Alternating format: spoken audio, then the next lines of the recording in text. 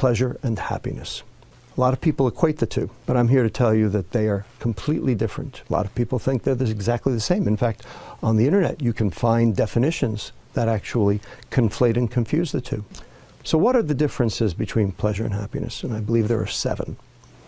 Pleasure is short-lived, happiness is long-lived.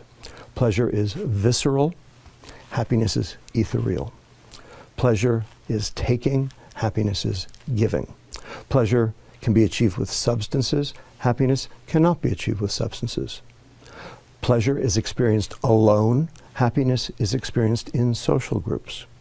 The extremes of pleasure all lead to addiction, whether they be substances or behaviors. Yet there's no such thing as being addicted to too much happiness.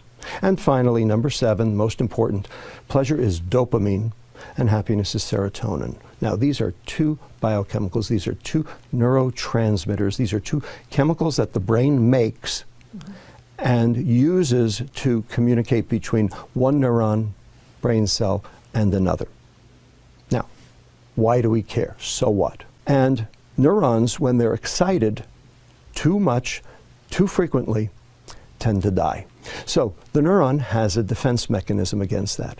What it does is it reduces the number of receptors that are available to be stimulated in an attempt to try to mitigate the damage.